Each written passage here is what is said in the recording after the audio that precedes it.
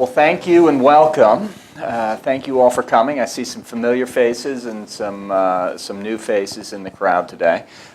We are pleased to be here to talk about how to build back better in Puerto Rico after Hurricane Maria. My name is Andrew Holland. I'm Director of Studies for the American Security Project. We are a nonprofit, nonpartisan national security think tank doing a whole range of issues. But one of our core issues has been around resilience and energy, climate security, and we've actually had a long-running program on what's going on in Puerto Rico. So when this hurricane was coming in, we thought we need to get out here and talk about what we've done and what our experience can add to this debate and hopefully give some perspective on how to build back better. We'll have three speakers here today. First will be to my right, Dante Disparte. Dante is the chair of American Security Project's Business Council for American Security. He's a native of Puerto Rico and the founder and CEO of Risk Cooperative. He's also co-author of a 2016 book, Global Risk, Agility, and Decision Making, still available on Amazon. Go get it and read it, and you'll learn a lot about a lot of the stuff that we will be talking about here today. Up second will be Brigadier General Stephen Cheney. He is our CEO, my boss. He was the Inspector General of the Marine Corps, and his final command was as Commanding General of Parris Island down in South Carolina. No stranger to hurricanes in that region. And then I'm Director of Studies here at ASP, but I'm also, my research areas on energy and climate and how they relate to national security. And so I will pull up in the last. We're gonna each talk for about 5 to 10 minutes, give our perspective on both what has happened, why it's happened, and more importantly, what comes next and what we need to be doing as Americans, as a country, as business people, as national security leaders, to ensure that this ends up not being a complete tragedy, but perhaps something, the beginning of something new and better. So with that, I'm going to turn it over to Dante, and we'll go from there. Dante, over to you. Great. Thank you, Andrew, and thank you, General Cheney and American Security Project, for staying long on the issue of Caribbean energy security, resilience, climate change, and a lot of uncomfortable subjects, especially in a city like this one, when what we've had over the last 2 months are real stark reminders of our humanity and real stark reminders of the motto of this country, which is, out of many we are one. Each one of the events that I'll describe in a moment, and then we'll really focus in on Puerto Rico, does not recognize party, does not recognize wealth, does not recognize where you live and how you live. So we have to recall the country now is facing disaster fatigue. Just on the heels of Hurricane Harvey and the largest rain event in recorded history in the United States, Hurricane Maria destroyed much of the Caribbean. There are islands in the Caribbean that are uninhabited by people for the first time in more than 300 years, the island of Barbuda. So this concept of climate change refugees is here and now. It's not something we have to wait for in a far-gone conclusion or in a far-off future. It's happening now. Then you had that same hurricane system devastate much of Florida, the entire state, in fact, parts of South Carolina and Georgia. And Irma was the most persistent and most powerful Atlantic hurricane ever recorded. So we need to stop discussing climate change and replace the word for the present, which is climate changed. And what are we going to then do about it as a country, not only for our citizens, 3.4 million of them on the island of Puerto Rico, but our neighbors. We have an obligation as a country with the type of military prowess, economic prowess, and entrepreneurial ingenuity that we could bring to bear on these issues to do much more than we're doing now. And so, focusing in on Puerto Rico, where I'm from, and this, usually I sit here and I speak in the abstract, but today I will not, because not only are all of these things that I write about and trade about with my company coming home to roost, this time it's personal. So in 1989, Hurricane Hugo destroyed my house. I was 12, not to date myself. And from that point forward, it completely devastated my mother's ability to hold our household together, and I never lived with my family again. Had to grow up real fast. And I could only think back to a hurricane as devastating as Maria, a direct hit over the island of Puerto Rico, which was at once already vulnerable, and we'll talk about that for a few seconds, but it was also the staging ground for relief efforts in other Caribbean islands that had just suffered the consequences of Hurricane Irma. Puerto Rico was quite literally the center of relief efforts for our neighbors. And so we should take no comfort that our response as a country has been slow. And we're not here to criticize, we're here to call for action. And I think this rallying cry of Build Back Better really establishes what is the opportunity in Puerto Rico. So leading up to where we are now, 3.4 million American citizens facing up to 6 or 8 months in darkness, a complete humanitarian crisis of national proportions. The entire infrastructure, whether it's water, communications, or electricity, has failed. The hospital system barely worked before this crisis hit, certainly is not working now. And so while the initial body count was low, and I don't think that a body count is a proxy for what is a good disaster or a bad disaster, we shouldn't be ranking them in that manner. While the initial body count is low, the consequential losses already is in the 30s. 30 people have died so far, and many of them are dying from things that would otherwise be preventable, but for the lack of the ability to take people to functioning hospitals. The fuel supply has been crippled. So there's so many preventable illnesses that are going to really, already are taking a massive toll on the most vulnerable, the elderly, people with chronic illnesses, and children. Before Maria hit Puerto Rico, there were 1 million people without electricity due to Hurricane Irma before it, 60,000 without water. That number today without water is around 50% of the island.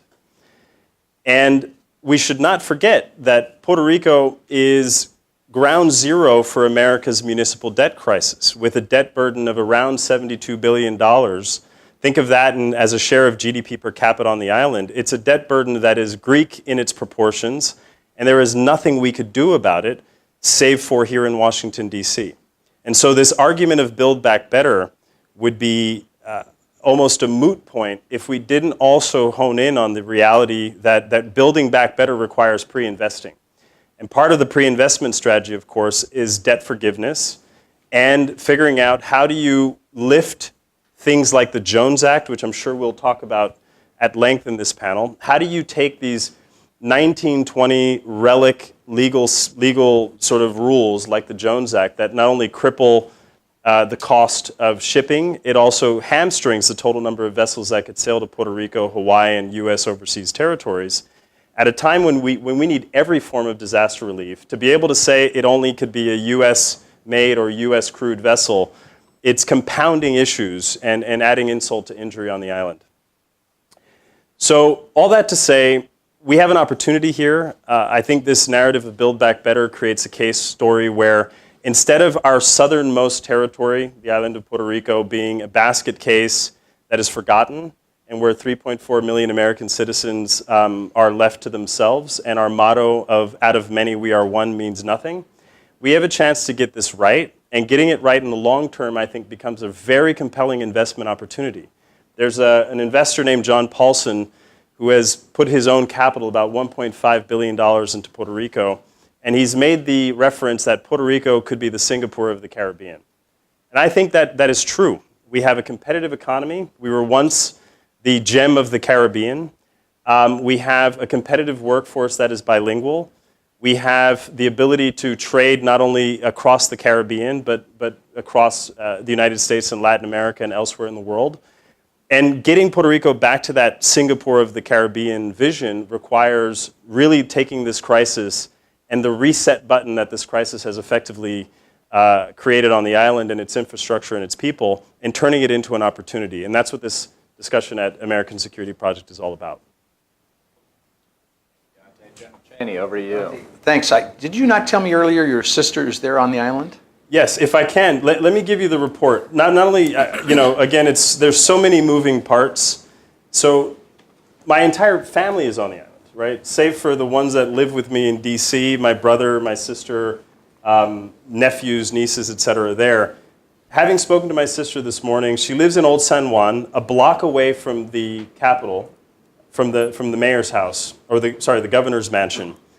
And they still do not have access to clean water in the supermarkets, right? So this is, almost 3 weeks after the hurricane struck, this concept of it's okay and the body count is a proxy for, this wasn't a real catastrophe and we should be thankful, that really, really misses the mark. The situation on the ground, and this is in the Capitol, is there is no potable water coming from the taps, and there is barely any water, if at all, in the supermarkets, and that's the report from just a few moments ago.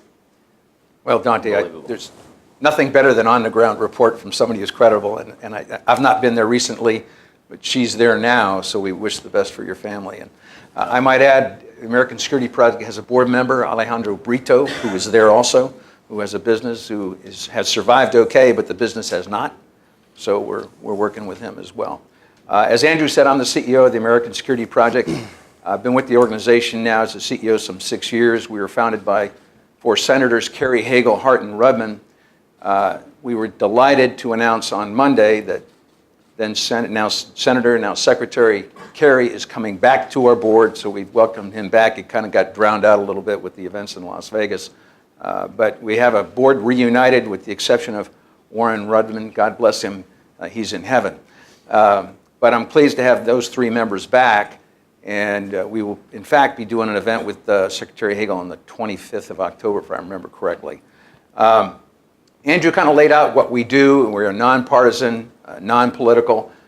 We want to take the national security perspective on a variety of issues. And there's a huge intersection here between energy and climate and national security.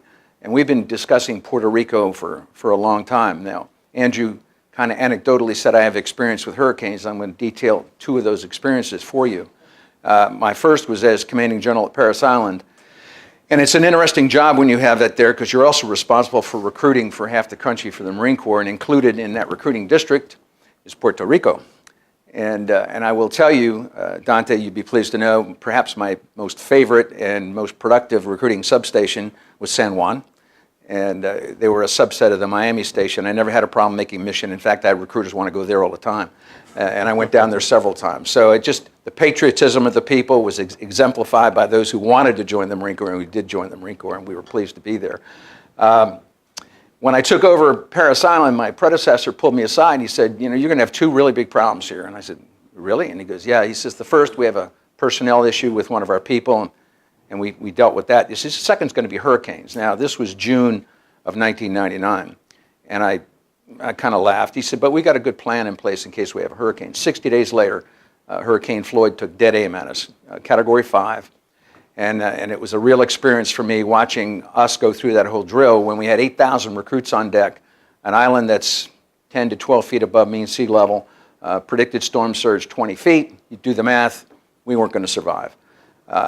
So as it took aim at us and we looked at the percentages, we were waiting a declaration of emergency from the governor because I had to move 8,000 to 10,000 people some 150 miles in fairly short order if we didn't do it quicker.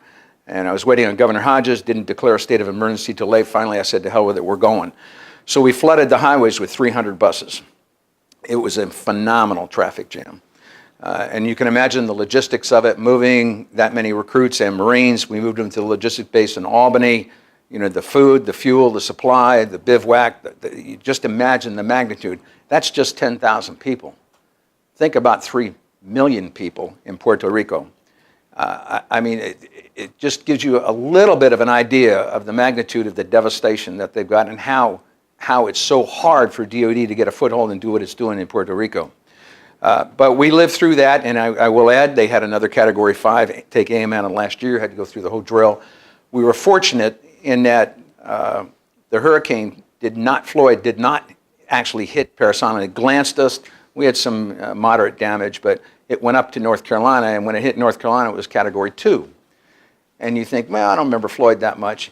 Well, I remember it well. It knocked out Route 95. Everybody here knows 95 for 2 weeks. 2 weeks, Route 95. This is in the continental United States in North Carolina, one of our major highways, was closed for 2 weeks because of flooding from Hurricane Floyd in North Carolina.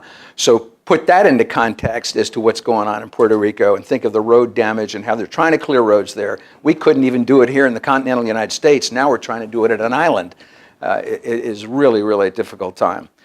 And my last anecdotal story, I moved on from my career and took over as president of the Marine Military Academy in a town called Harlingen, Texas, which is not far from South Padre Island.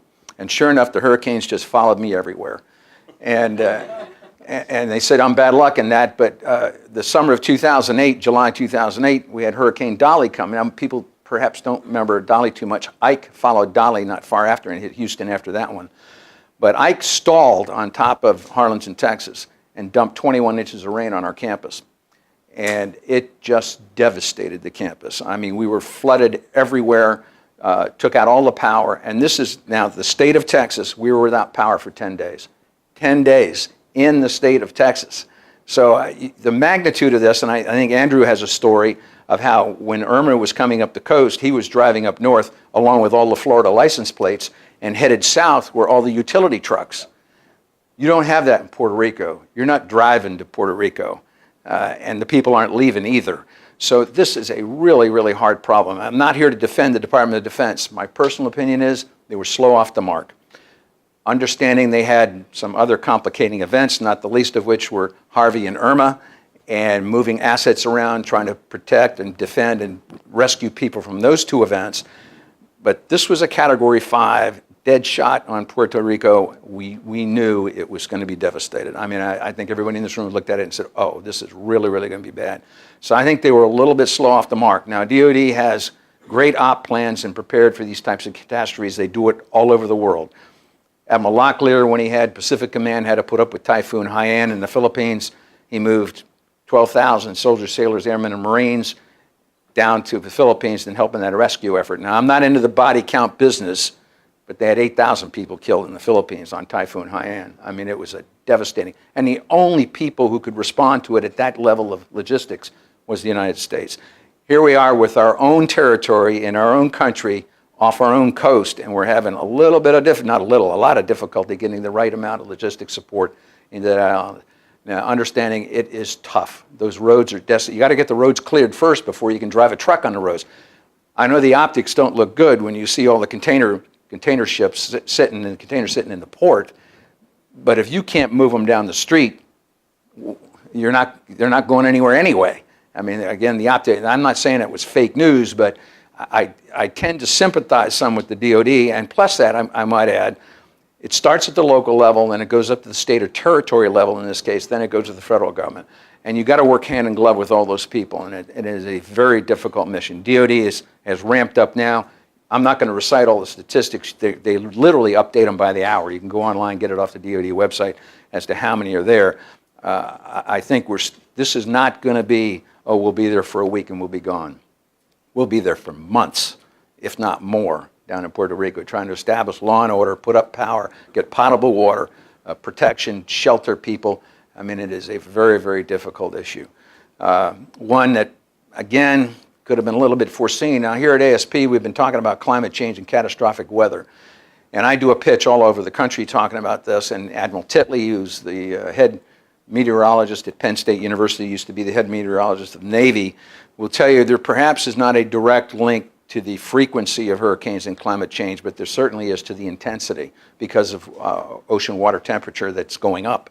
And we see that all the time. I mean, when you talk about Irma having the highest wind velocity in the Atlantic, Haiyan had the highest wind velocity of any hurricane or typhoon in the world when it struck. And we're just going to see more of those, and they're going to happen. And ultimately, down the pike, we kind of know what causes climate change. It's CO2 put in the atmosphere. We just stopped doing that, but that's not the topic for today. I can get into that if you want me to. But that said, I think the DoD is ramping up faster now, and I won't say it's going to be okay, because we got a long ways to go. So with that, I'll turn it back to Andrew. Steve, thank you. You know, I think both of you have laid out kind of both the challenges and what's actually going on. And I'm going to take just a couple minutes to talk about, well, what's next? What's the recovery and reconstruction? And kind of, actually with apologies to Adam Siegel, one of our adjunct fellows, who has a paper that you can pick up outside on what he calls the 4 R's. Traditionally, it's 3 R's in disaster relief and recovery. So it's relief, which is life-saving and getting minimal functions going for preserving life and reducing damage risk. Recovery, helping society move into a functioning stage. Reconstruction, measures to boost economic and social strength to pre-disaster levels. And then he's got a good point. Add a 4th R to this, and it should be resiliency. It's the measure that helps contribute to the potential for reducing future risks, and we could have what he calls a grand slam. Go pick up his paper after we're done. It's worth reading. But here in Puerto Rico, you know, the reconstruction part is so important because, as General Cheney said, we know there's going to be more hurricanes coming. This is the Caribbean. It's a feature of the Caribbean is hurricanes. Unfortunately, a feature of today's climate is that the temperature of the seas are warmer. We don't know when or where the next hurricanes will strike, but it seems to me that there are definite win-win possibilities to both address the underlying competitiveness issues in Puerto Rico, the things that have been driving, you know, residents off the island for over a decade now. Puerto Rico hasn't seen economic growth since 2006.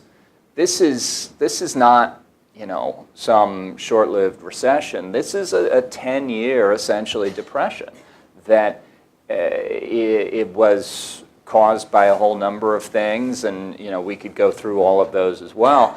But, you know, when you have a debt crisis like Puerto Rico has gone through, it's 2 sides of that. It's borrowing, yes, of course, but it's also a lack of growth. When you have a lack of growth and you have this uncompetitive economy, then, you know, of course, it's not to say that Puerto Ricans are uncompetitive, because we know that there's millions of them, like Dante, here in the United States, who are entrepreneurs, who are, you know, creating businesses and wealth all across the United States. It's an asset to the United States, and it's unfortunate that it hasn't been able to help the debt crisis on the island. So when we look at those things, there's 3 things that I think we need to think about going forward to be able to rebuild that sort of resilient economy. And I kind of break them into 3 different areas. So first is policies that we can do. What do we need to do in Washington to change policy to increase competitiveness? Second is financing. How do you get money to Puerto Rico? How do you, in an area where people are leaving, is leaving, money's going to Wall Street to pay down the bondholders, and then third is investment. So how do you get people to drive money back in there, and you know, what do they invest in? So first on policy. Dante said the Jones Act, and this is one of the so clear and obvious policies that should be changed. And, you know, I was talking to a reporter last week, and he said, "Oh, the Jones Act's been fixed. They did a 10-day waiver," and it's like, as Dante points out, it takes that's one round trip. between Puerto Rico and Jacksonville. So it's like, so what? You can get the recovery, the relief materials there. You can get the aid there, basically, but you're not going to get the reconstruction going there. And so that means that that reconstruction will be that much more expensive. Studies have said that the Jones Act makes everything on Puerto Rico 30% more expensive than other islands. Think about that. 30, just add, you know, if you go out to the store and, you know, getting a gallon of milk for $2, suddenly it's $2.60. You know, it adds that much more to everything. And, you know, when we're rebuilding an island, why should we add 30% cost onto every building material that will be going into there? Every sort of, you know, whether it's steel or wood or anything like this. It's just such an obvious fix. Of course, I'd say, you know, we shouldn't need the Jones Act in a globalized world. But, you know, if we're not going to change that, you can at least do an exception for Puerto Rico. Already, the U.S. Virgin Islands have an exception. So there's no good reason to keep that. Second, now, of course, is financing, and we can talk more about this as well. We know that there are over $70 billion in debt, and there's just no way that that's going to be paid off. It is going through bankruptcy right now. They're renegotiating debt. They're having haircuts are being taken by the bondholders and everything like that. And I would note that yesterday the president said that Puerto Rico's debt would be wiped out. Unclear what that means at this point, and I think I saw also in the news that OMB Director Mulvaney said, no, there's not going to be any bailout. But I'd note that the benchmark Puerto Rico bond dropped yesterday from 44 cents on the dollar to 32 cents on the dollar. So that's a sort of market statement about what they think is going to happen going forward. So there is some sort of changes happening. But, you know, there's just, we don't want to rebuild in Puerto Rico only to create more debt, more unsustainable debt for the island. So another policy based here in Washington that we can and should do immediately is that there's a FEMA cost share for federal aid to states and territories and localities. Congress can and should immediately waive that FEMA cost share for Puerto Rico. You know, this is we don't want to create more debt and we don't want them to not do something that's important and necessary simply because of fear of the debt burden. But ultimately, you know, kind of the solution here is to make Puerto Rico a place that people want to invest, a place that folks want to go to. And one last thing, and then I'll kind of get off the stage and we can discuss more of this further. One of the prime reasons that Puerto Rico is uncompetitive, beyond the Jones Act, beyond, you know, all the other things, is the cost of energy. So you look at Puerto Rico, and it's not only it's about 4 times as expensive per kilowatt hour for electricity on the island of Puerto Rico versus Florida. So, you know, why would any sort of manufacturing company that has to, you know, use a good bit of electricity locate on the island when they could just locate in Florida? But even more than that, some people would say, well, that's just a factor of being an island. And yes, the electricity in the Caribbean is more expensive. But Puerto Rico is even still the most expensive electricity in the Caribbean, which is, and it's not like PREPA has some great reputation for providing always-on electricity. You talk to, again, our board member, Alejandro Brito, he says, well, all of his businesses have backup generators. And, this sort of thing is really, should be an easy fix. And there's two ways to do that. One is investments in, alternatives to fuel oil. Expensive fuel oil is being shipped via Jones Act tankers or from outside places. And then the other is, the renewables revolution. Solar is hugely cheaper now than it was even 5-6 years ago. And we can and should be making those investments into a place where the sun's going to shine, the wind's going to blow, and it's just an easy fix, and it's only 1% right now of Puerto Rico's energy mix is renewable versus the other kind of United States island, Hawaii. It's 15%. There's no reason that there's no policy reason for that. Anyway, I'd like to have kind of a conversation among us here, and then we're going to open it up for questions and discussion going forward. Dante, what do you think is kind of the policy options here in Washington? What do we do going forward? So, and thank you for, I think, laying out a good case for Build Back Better and what are the policy, economic, and other options that we have. We shouldn't forget a couple of other points that matter, right? Back to the kind of human element and not to speak in too many abstractions. Puerto Rico is poorer than the poorest state of the Union. Mississippi has that dubious distinction for the continental United States, and Puerto Rico makes Mississippi look rich. We earn $20,000 on average per household, and then you throw in a compounding effect of a 30% price increase courtesy of the Jones Act, and then you throw in a 4%, if not higher, cost per kilowatt hour than the US mainland.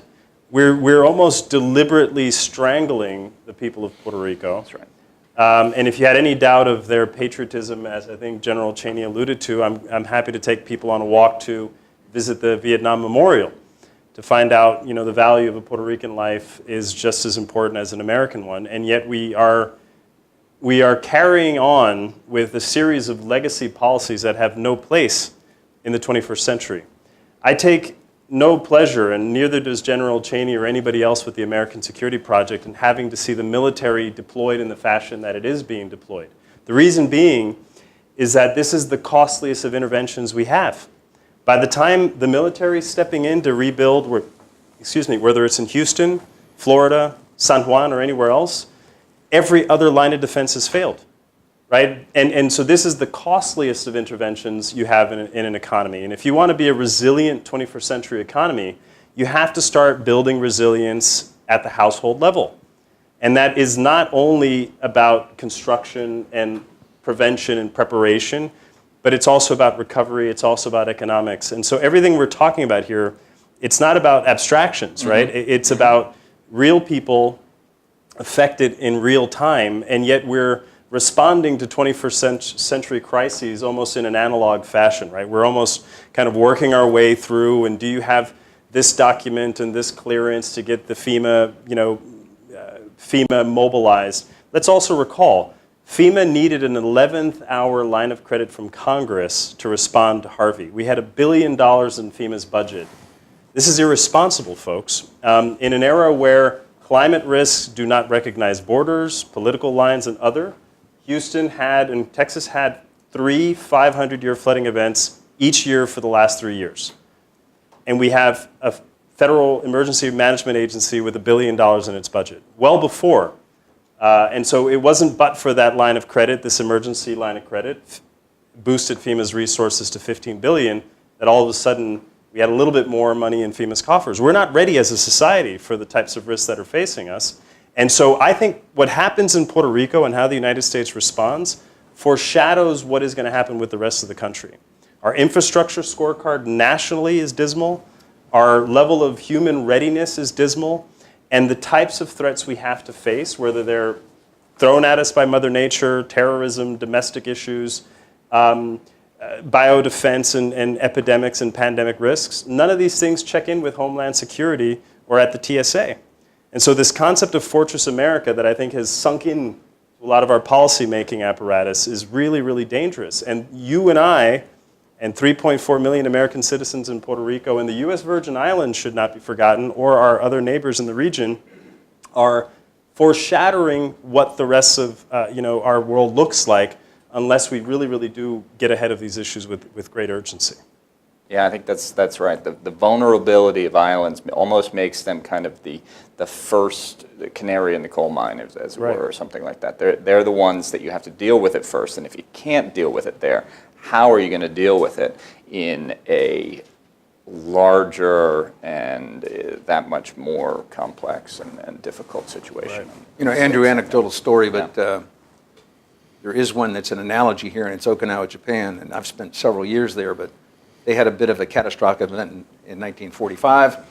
After the war, there was not a single building left standing on the island. And we took it over and we rebuilt the whole island and then turned it over to the Japanese in 1972. But my point being, in the years that I was there, typhoons were a regular occurrence. Even ones category 4 and 5, never devastating to the island because they rebuilt in the right way. They had cement, reinforced, they know the drill, they've got great infrastructure. And by the way, the island is thriving phenomenally, and the southern half of the island is heavily populated. So it can be done, it can be done, and we've got to do it in Puerto Rico. And if there's any silver lining to this, it's maybe there's a chance for debt relief, and maybe there's a real good chance of building better infrastructure here and getting onto renewables. So, I mean, to cast a brighter light on what's a very, very sad situation, here's an opportunity we can't let pass up. Well, and if I could add one more quick point. The other piece that really does matter, and I think comparatively speaking, Puerto Rico is lucky. Had this same event occurred in Haiti or in the Dominican Republic, we'd be describing thousands of people dead and a much more devastating effect on infrastructure. But the other piece of the puzzle is Puerto Rico has suffered one of the largest non-conflict related human resettlements. More than 500,000 people have left Puerto Rico in the last decade, courtesy of the debt crisis that Andrew has described. So one of the other unintended consequences of Maria is that it will complete this mass exodus from the island. And so when you're sitting here with this debt burden that is completely unsustainable, and Washington, I think, is a little conveniently ignoring the fact that we've got to do something constructive with it, and we have to do it here, the tax base and the revenue base is shrinking as we speak. Anyone who can get off the island facing 6 months or more in darkness will. And so we also have to deal with this enormous, not unlike Katrina, the Gulf displacement of people from the Gulf is not dissimilar to what we're seeing in the Caribbean. And these are regions of the world with very distinct local cultures, language, food, and other culture that is almost being lost before our very eyes. And so again, the human toll is not an abstract point. Yep. And while many states and communities on the U.S. mainland have been gracious, school systems in Florida saying that they'll pay in-state tuition for Puerto Ricans who move there, we haven't contemplated this in terms of local budgets and local resourcing, an influx of our neighbors because towns and cities are being leveled all around the country, right? Not to mention other forgotten crises, whether it's Flint, Michigan, and many others. We really do have some inconvenient issues we have to confront. Yeah, and they're leaving, right, because there's no jobs for them. The people who are leaving are the ones who most want to and need to work. So they're leaving to go to the United States to find a better job to support their families. The silver lining here, again, in the resilience and build back better narrative is that construction and energy and these things that you'll have to do to build back are actually quite jobs heavy things. So there's jobs to be had if you can get the financing and investment moving in that direction. So there's opportunity here as well. It's not like you're going into some place that you're going to have to be importing labor. There's labor that wants to work and wants to build back better. So I think there's clear opportunities there. With that, I'm going to open it up for questions around the room. Please wait for the microphone to come to you because we are filming this and we want to be able to hear who you are. Phrase your question in the form of a question, not a statement, and please identify yourself. So I think sir right here, and then we'll go to you next. Paul Gallagher, I'm with the Executive Intelligence Review News Service. Great. With respect, I don't think any of you have talked yet about rebuilding anything in Puerto Rico. So let me ask you about to respond on four things. First of all, Puerto Rican Reconstruction Authority, formed in 1934, organized in 1934 by President Franklin Roosevelt after two very, very major hurricanes hit the island, the worst of them in 1928. Built that dam that finally cracked 2 weeks ago. Secondly, after Houston, in the Houston Chronicle, a biographer wrote a very useful editorial, What Would Jesse Jones Do? In other words, if we had a Reconstruction Finance Corporation, a national credit lending institution, what could it do to prevent our cities from being devastated because they lack flood control infrastructure that was planned 50 years ago and never built? Thirdly, the debt crisis, which is now being dealt with, it's being dealt with by the President of the United States. He has started with a federal guarantee, which was refused last year in the act. With a federal guarantee, the debt of Puerto Rico could certainly be reorganized over a much longer period of time at much lower levels into a bank, which would develop Puerto Rico. And finally, on what I think you didn't discuss, what should be built? Starting with the Port of the Americas at Ponce, which is smack on the Mona route from Gibraltar to the Panama Canal, which the largest ships take and which it cannot handle the largest ships, and now it's been damaged in addition. But its landside infrastructure can't handle that. That is a tremendous development for Puerto Rico, together with rail. It does not have, the island doesn't have a single mile of railroad. So that's certainly 400 to 500 miles that needs to be built. And power, 4 gigawatts of power have got to be built, because here the main generation facilities are knocked out, not just the distribution, but the main, which were no good to begin with, and we're burning oil, are also knocked out. So I'd like to ask what you think of those, I mean, of actually doing something which would change the situation of a totally indebted, totally discriminated against, totally legislatively crushed island. So if Yeah, I may, please, I mean, yeah, well, and one, I'll thank you have for some calling that out, thoughts, because that's what we were hoping to get to. Yeah. The step one, hard to build and revitalize an economy when you have such a crushing energy cost, both in terms of distribution. If Puerto Rico was an independent country, we wouldn't have any qualms at all about talking about things like privatization, right? And taking state-owned enterprises that underperform.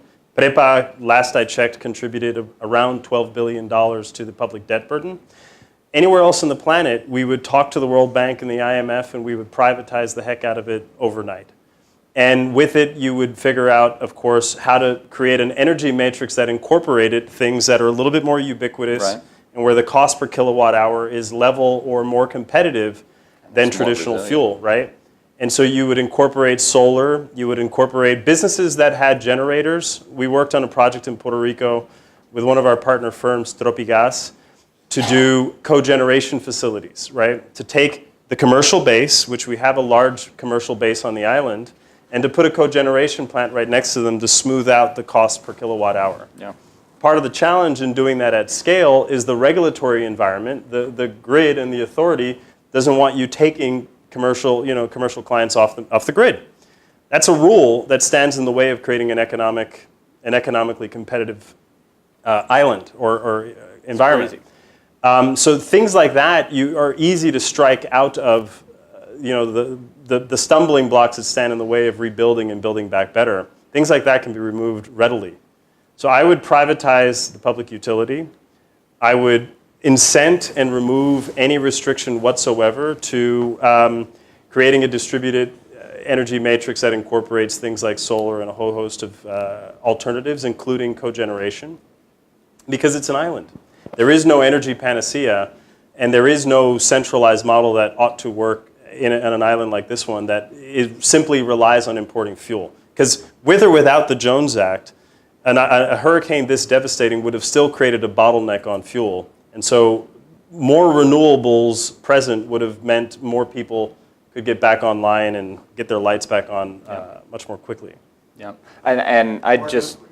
It wouldn't have knocked out the fuel for a nuclear plant. Nope. That's right, but... Perhaps, but then ask the Japanese how they feel about the Fukushima event, right?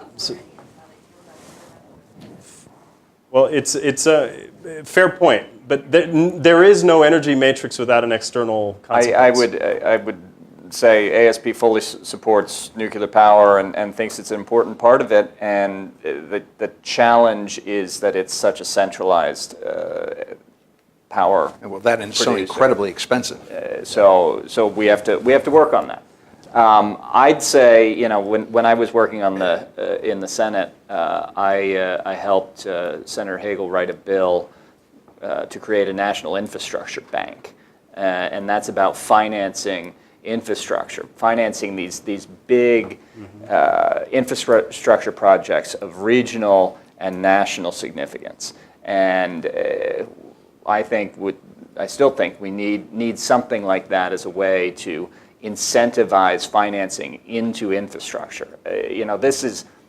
It shouldn't be, a federal government role, maybe not even a local government role to, rebuild the houses or apartment buildings or things like that were harmed in Puerto Rico. But it is about infrastructure, and the key reason that Puerto Rico, I think, was uncompetitive is a lack of infrastructure, a lack of good, strong infrastructure. You talked about the trains, you talked about, the dam, and an energy grid is a key part of a 21st century infrastructure. Sir, here, you had a question. Right here. Thank you, Brian Barnett with the Barnett Company. And I had a question on how do you incentivize or raise the responsibility factor for local and regional governments, right, to take that on? And so I'm thinking that whether it's financial, so that you don't get yourself in a debt squeeze, right, or if it's building codes, which would be local, or in this case maybe national. So how do, and thinking that, like hurricanes are coming, like the last X hundred of years, so you're thinking, okay, this stuff is going to happen, right? Not maybe, or whatever. Mm-hmm. It's a matter of degree. So how do you all see how you prepare individuals, localities, counties, states to take on that responsibility financial? Because I could see, well, if you're in debt there's no way you can have a rainy day fund either, right? Yep. So given that this is the norm, so I'm curious kind of how you inculcate that so people are like, okay, bring it on, as opposed to living a life of fear. Right, yeah, and that's the challenge for places that are in debt and impoverished. It's one thing to say, how do you incentivize Lower Manhattan to be more resilient? Well, there's a lot of money there, and they can figure out ways to protect Lower Manhattan. It's the poorest area of the country also happens to be online for that sort of stuff. So it's a real challenge.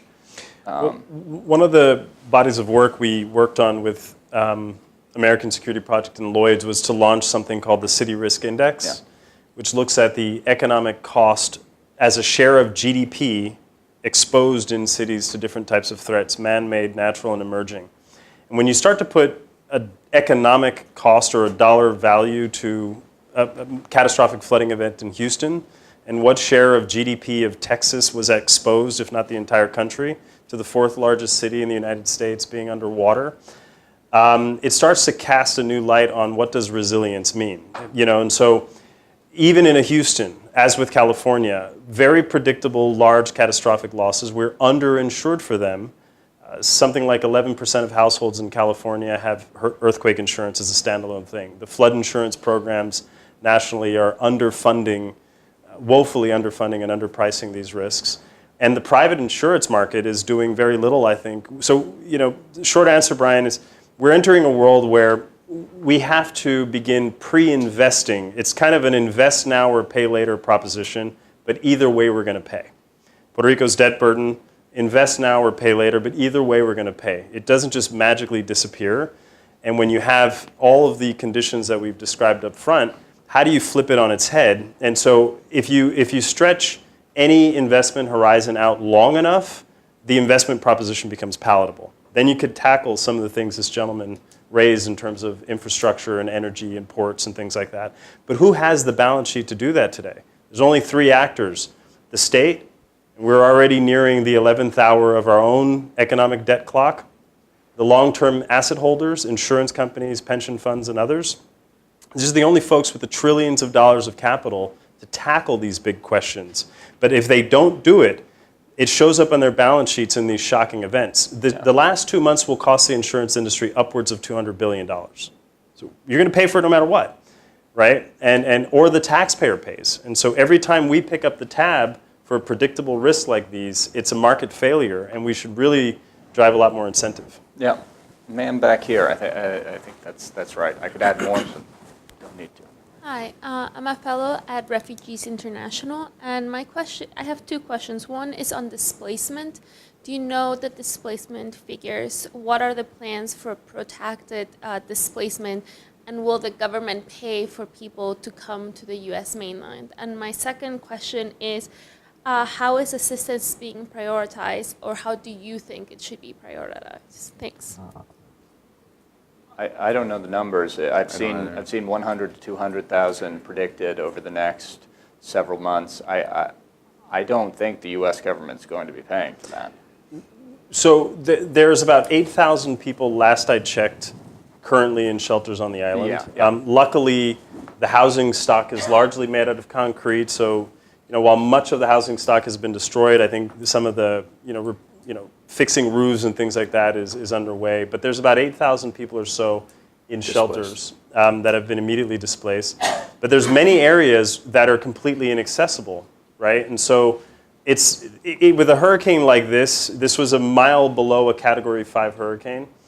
The communities that are in the mountains that are landlocked, that don't have potable water, food isn't arriving, all of these folks are going to effectively move into the San Juan metropolitan area. So there's a lot of internal displacement, let alone the fact that the second we get the airport fully operational again, there will be a lot of out-migration to the U.S. mainland and elsewhere. So I think the number will complete we will completely sort of remove the middle class, what was left of it, on the island of Puerto Rico. There's a growing call for, the U.S. Comfort has arrived recently. It hasn't necessarily docked anywhere on the island, if I'm not mistaken, but there's a growing call to get medically vulnerable people off the island because the healthcare system isn't working. Out of 70 hospitals on the island, I think fewer than 10 have electricity, and so there's a growing call for this is still in the acute humanitarian phase, and so we are trying to be somewhat forward-looking about Build Back Better, but right now we're still trying to save lives, and that's where I think what the general was describing earlier about slow off the mark has been costly in terms of putting lives at risk. There was a cruise ship that was due to be taking a cruise out of San Juan, but instead of taking a paid cruise, they took I think 7,000 people to Florida, where they could receive better medical care and this sort of thing. So yeah, people are being displaced. But what's ironic is that unlike in, say, some of the real refugee crises in Europe, for instance, or something like this, from the Middle East to Europe, is that it's the people with the most means, or people with the means are the ones that are leaving, not the the poorest. It's the ones who can afford the airline ticket, who have skills and have marketable job prospects are the ones who are going to the United States, to the mainland, to do this. Ma'am here, and then we'll go to Sir back there. Hello, thank you. My name is Maureen Coates, and I am a two-time evacuation survivor of hurricanes in the Battery Tip of Manhattan, of all places. Yeah. One of the most important things we've been doing in the wake of climate change influenced storms is to alter our floodplain maps. And we're seriously rethinking programs like Build It Back in New York in the wake of Sandy, which has gotten nowhere in the last several years. We, in addition to thinking about how to build it back, we're also thinking about whether to build it back. And we haven't talked about that yet, that for many, many centuries, if not millennia, human beings did not intrude into certain ecosystems on the grounds that the air, land, and water capacities, coupled with the air, land, and water systemics, were not conducive to human operations. And now that we have the climate changing again, and as severely as we know it is there some room to start thinking hard about, essentially human zoning, if you will, in a macro sense? Are there places humans should be rethinking whether they really ought to be, and then consequentially, if we decide to be, what it's truly going to cost to manage a risk from the natural and physical interactions that are going to ensue? If there was one good thing about Puerto Rico being hit, it's got elevation to it. So the storm surge wasn't the big problem there. It was the wind and the rain and the elevation. Unlike St. Martin or Barbuda or some of these others, that just get wiped out. People will live, in my opinion, in Puerto Rico forever. I mean, that's their home. They'll go back. You might say it's going to be hit by another Category 5 hurricane next year. They're staying. I wasn't necessarily asking about Puerto Rico specific. I'm asking based on the kinds of policy activities your organization. Go ahead. Well, if I could add to that, I'm doing some early stage work, but work nonetheless with Conservation International on this very set of issues, which is, our first true line of defense. If you want resilience by design, you look to nature. Mangroves exist for a reason, and they're nature's way of saying storm surges are real, and we will adapt. Barrier reefs are really pretty darn good when you have your island is being affected, as are mountain ranges, which Puerto Rico, being mountainous, spared many communities of the worst of the wind. And so I think this, one of the problems of trying to externalize, rationalize, and create an economy around big, complex natural events is that we create moral hazard. Not to get too sophisticated, but the people bearing the risk don't bear the cost of the risk that they bear. Why do we continue building back with bricks and sticks in Tornado Alley? Why is our flood system and insurance system on floods the way it is? And effectively incenting folks to go back exactly the way they were. The principle of the core principle that drives the insurance market is indemnification. I will get you back to the state prior to the loss. But that's the core question you're asking right now. And enough of these disasters are occurring back to back to back. These are all extraordinary century, millennial type events that have occurred in 2 months. We have to ask these core fundamental questions about what are we doing with our coastline? In Florida, for example, why are we continuing to build in places that already today you land an aircraft anywhere in the state of Florida and you're seeing water seep up, right? Climate change, go long on climate change, short underground parking on Florida. That's my stock tip of the day, right? But resilience by design is sort of the opportunity. I'd add, I'm a big fan of cities.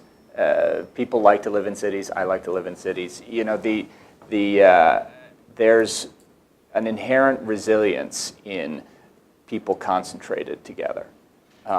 It's easier to talk about an electricity grid. It makes economic sense to bury power lines when you're concentrated together. When you've got a sprawling metropolis. Now, I don't want to indict Houston or anything like that, but Houston is the definition of American sprawl. And building into floodplains, building into areas that perhaps should have been left as prairie land. And I think New York it's been a really interesting thing to watch how the New York local governments and New Jersey, local governments, philanthropy groups, and the private sector have kind of come together and determined, well, what areas should be built back, what areas should you build dunes. It was this really interesting sort of natural experiment on the Jersey Shore. Which communities had dunes and which didn't were the ones that survived and didn't. So these sort of natural resilience things, of course, I think agree completely. Sir, here. Hi, I'm Bill Hook. I'm with the American Meteorological Society across the street. Great. So building on your comment, Andrew, just a second ago, would it be possible to change the way we look at this and our prospects for moving forward if we saw Puerto Rico not as something that was the only problem we faced, but as a demonstration project to prove to the world that the combination of American government and American business can rebuild? We're rebuilding our island. We'll show you what we can do, and we'll rebuild your island in the Pacific or in the Indian Ocean when it's your turn, and see it as if we succeed here, it's a market for us worldwide. Yeah, I couldn't agree more. I think Dante's statement about the Puerto Rico of the Caribbean is maybe even more apt than John Paulson meant it to be, because Puerto Rico actually has built in significant flood protection and floodplains and resilience measures to be able to put that many people onto a small island state. Puerto Rico could be the same sort of thing. I mean, you look around the world too. In New York and other places that are trying to be more resilient, the Dutch have decided to take it as a business measure to build in, to figure out ways to become more resilient and deal with water. We could do the same. Puerto Rico could do the same. So there's no reason that this can't be. Yeah. Anything to add? No, and I'm getting calls from as far away as Australia, and this is encouraging. And I think it's to your point about this being a big enough problem and opportunity that can draw in the private sector, the government, and investors. But I'm getting phone calls as far away as Australia. A company called Power Ledger, developing some really, really innovative platforms, leveraging blockchain to create a distributed solar meterless system that can be completely decentralized and sort of have this kind of energy resilience. I mean, this is very much at the cutting edge of technology, energy distribution, and people recognize that what happened in Puerto Rico is so devastating, and yet in it there is an opportunity to build back better. But any demonstration project we could create at scale, that resilience by design is not just academically interesting, but that you could do this for real. Puerto Rico creates a platform for that. You bet.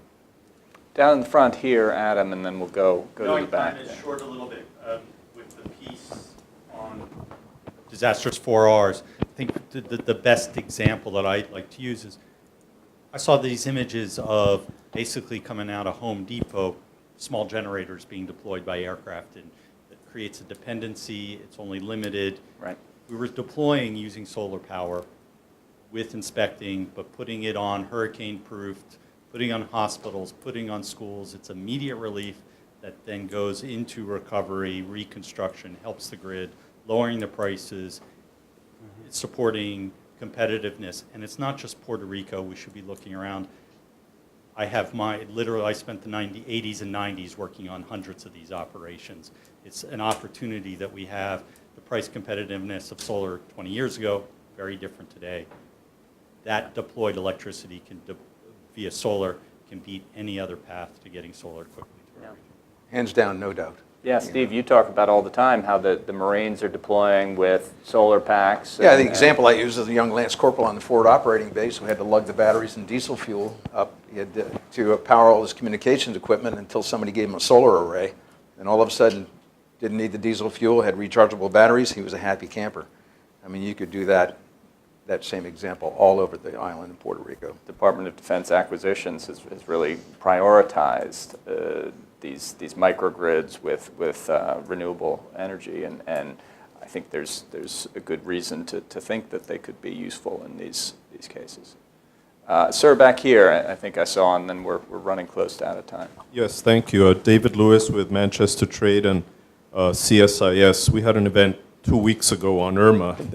We had to sort of ratchet up now. We're having one tomorrow morning on Maria, so everyone's invited. We beat you. It's a team effort, and we're happy that there's more on this in town. Yeah, So yeah. anybody interested, just go to csis.org. Yeah. But before we leave, and I really appreciate what ASP is doing. By the way, you've done great work on your Cuba military program, which we follow closely. I think it'd be remiss, and it'd be an entire different session, really. What's the role and responsibility of the local state government in Puerto Rico? I'm a past Puerto Rico government official for 4 years. In those 4 years, of about 450 incidents of public policy that I was responsible for, I had one where a federal official had to call me to attention. If we listen to everything you say today, it seems as if Puerto Rico is run by some dark office in the federal government, which it isn't. Right. The level of Sure, of autonomy and responsibility that we have on the island for all those issues you've mentioned, which are a problem. The 1950s socialist-style state corporations, not just PREPA, which is 9 billion, by the way, not 12, PRASA, which is the water, which is 4 billion, the University of Puerto Rico, which is 1 billion, and I'm a devotee of, and in my DNA.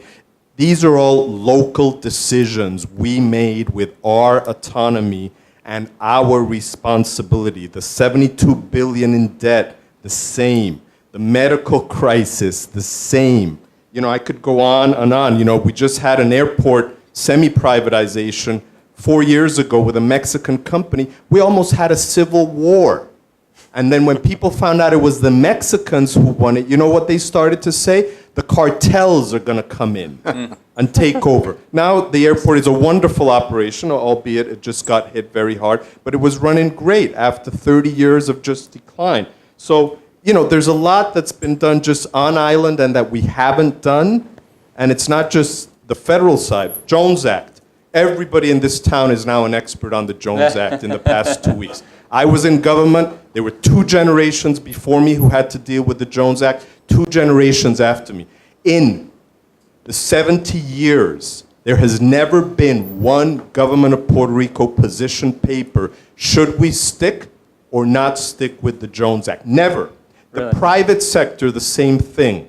And we've got 2 Jones Act coalitions in town that work very, very well. One pro and one against the Jones Act. And we've been begging Puerto Rico for 20 years, guys, join anyone, any side. Flip a coin and join one. You can't be complaining that it's somebody up here in Washington who has us strangled with the Jones Act when we don't take a decision. Is the Jones Act good for us or is it not good for us? So hopefully now after this, people will really do, you know, there's like 28 studies, better, worse, whatever. People will look at it and there'll be a public policy decision by Puerto Rico to come to Washington and say, Washington, we want it repealed, we don't want it repealed. That's the problem. The people on the Hill don't know what to do because Puerto Ricans never said anything. So, you know, in the future, we need to really look at that. Final one.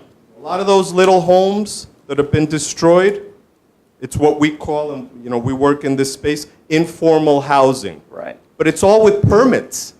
Permitted informal housing that got devastated. Below water, you know, near rivers and so on. And you know how they get permitted? You know, porque tu amiguito viene, okay, give me the permit. I paid you some money, my cousin and so on. That's not the federal government for crying out loud. So, those are Puerto Ricans. So we need to take absolutely. conscience. So I think the gentleman brings up points close to home, and I appreciate the last line. I almost broke into pure Boricua up here on the stand.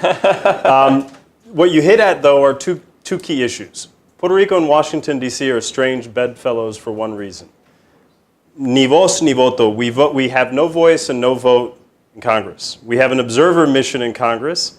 And if you want to tilt the political landscape, you've got to address the final status issue, because autonomy is great when everything is fine.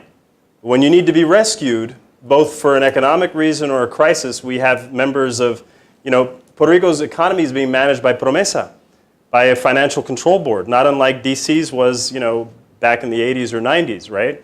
And so all of the autonomy that you described may have been true once upon a time, but in a crisis of these proportions, with Promesa on top of it, forget autonomy. We have no autonomy. And until we have a voice and a vote in Congress and genuine value of citizenship at the individual level, none of the issues you described really matter in the long haul. Right now, we're still in a humanitarian phase of this crisis. There are things that we can do. I'd like to see one Puerto Rican show up who's on the island, defend the Jones Act. They don't exist. And if they do, they're the type of corrupt officials that don't belong in the 21st century in public office. But there is not a person on the island of Puerto Rico who's interested in that Jones Act, who's trying to improve the economy and rebuild their own household. Yeah. How many years ago did they say it was a Category 4 and hit 40 years or 50 years? Yeah. My point being, this is a once-in-a-half-century opportunity. Yep. It is an opportunity. And I understand everything you're saying, and I think Dante understands better than I do, that maybe this is the time to get everybody together and say, okay, let's get together, let's work this way, try to stop the corruption, tough job to do. The feds will have to play a huge part in this. And, I mentioned earlier that it starts at the city, then a territory, and then a federal government.